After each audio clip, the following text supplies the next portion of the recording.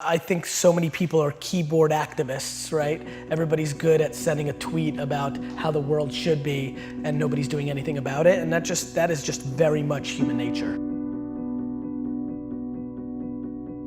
My lack of interest in complaining is so high, and when I watch what people complain about, it breaks my heart because they completely lack perspective.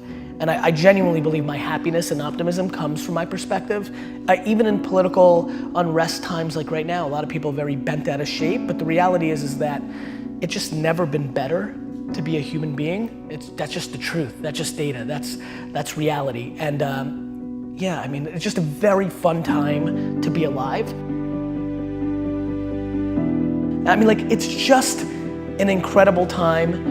And I think the way people look at the world right now, because it's such an incredible time, is actually the quickest tell to who they are. If you think it sucks or it's bad, you have losing pessimistic DNA. And if you think it's awesome and phenomenal, you have optimistic winning DNA. And I believe that to be true.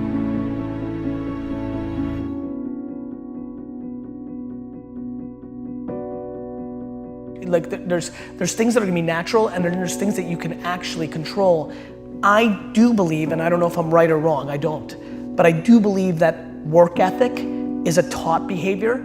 It's something you do have more control over. And yeah, I think, and you know what really sealed the deal for me? Getting healthier. I was 38 years old and it didn't come natural to me. Like, it didn't come natural to me at all. I hate the gym. I hate it now. I hate it, I don't like it, I don't want to do it, but I knew it was important. And somewhere around midway through being 38 years old, I got serious, I figured out my system, I made the financial commitment, and I've won, right? And I'll never lose again, because the system was I needed to be accountable to another human being. So it was about Mike and now Jordan and whoever else is my trainer. I'm doing it almost weirdly more to not let them down than to, and so that was the shift. And so I feel like there's a shift that can make people work harder. The big one that I push is you're gonna die. Like if you're like, to me, life is broken down into complaining and not. So if you're not complaining, well then I have no advice for you. I'm pumped, like you did it.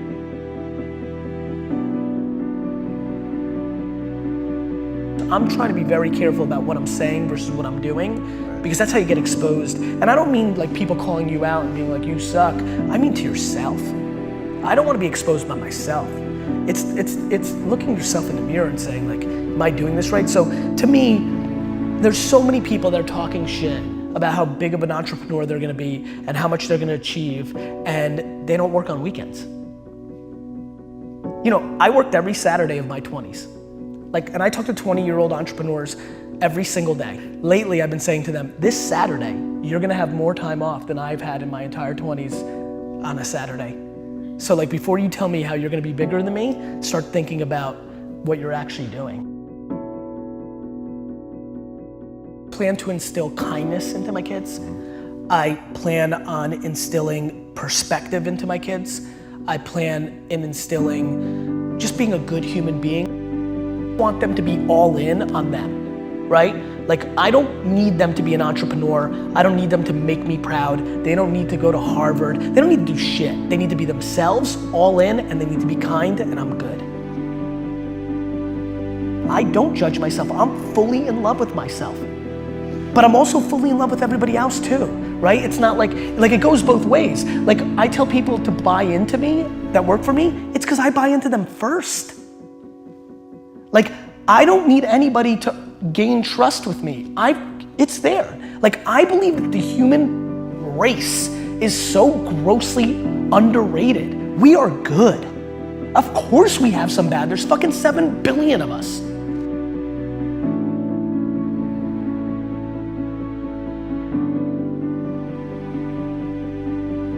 Like, everybody thinks their stuff is so good. Like, every day, Gary, my Instagram's so on fire, it's so awesome. Why is nobody, why am I not gaining followers? Because it's not awesome.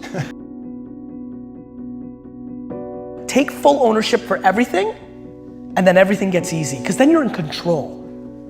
And then learn how to love to lose. Like, for me, my game's simple, right? It's all my fault. So now, I'm not mad at Lindsay or D-Rock, or that's it, my fault.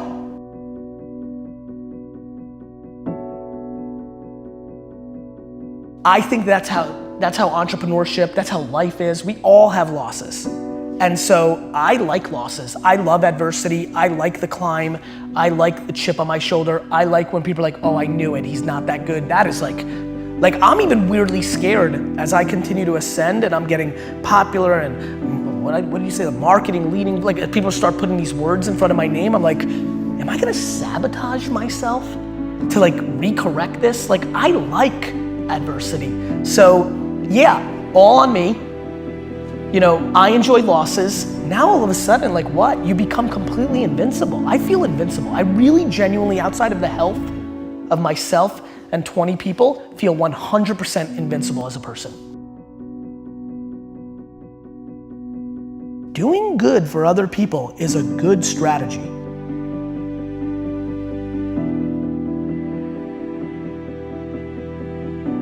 If you want to be an anomaly, you have to act like one. Like people want all these special things to happen, but then they're acting like everybody else.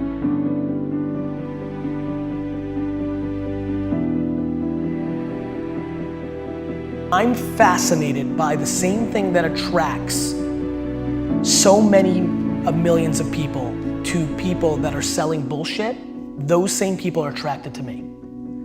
And what I want to do is suffocate out all those other people and become the alpha of that entire world of people that are hoping and are desperate to look at me. And what I want to do is inspire 2 14-year-old girls in Kansas City right now to build $1 billion company on having a bunch of employees hugging each other in the halls. I think that Steve Jobs came along, became an icon, but the sad part of that narrative was he did not treat his employees well. He became an icon and the narrative became he got the most out of people by being a jerk, and that became romanticized. And a lot of people in Silicon Valley today run companies where they're mean because they think that's the right thing to do because they put Steve Jobs on a pedestal. I want my pedestal moment. I want to become that big. And what I want to come from that is that kids that aren't even born today think that they can build a $5 billion company and be a great guy or a great gal. I want to build the biggest building in town ever by just building the biggest building in town, while I think most people try to tear down everybody else's building. So I think positivity and good is practical advice to building an empire. And I want to be the poster child of the person that built the biggest, baddest empire and did it by being a good dude along the way. And not everybody's gonna be happy about everything I did, but if it's 97% of people talking good behind your back, that's a real legacy. And I want to do it in a pop culture way. I'm gonna do it anyway. People have done that before. Just so you know, there's plenty of people. Warren Buffett's a really good dude. Like there's plenty of people that have done that. There's a difference. I want to do it and I want to be a rock star, right? Like, and that's where you influence people. Like, you know, like I want to do it, but I also want to be the most popular. And so then that person's like, oh, I want to be him, so I guess I'll be nice. Like I want to literally take people who have DNA that's kind of nice and make them more nice because they think that's how I became big. So I basically want to trick the business world into becoming kinder.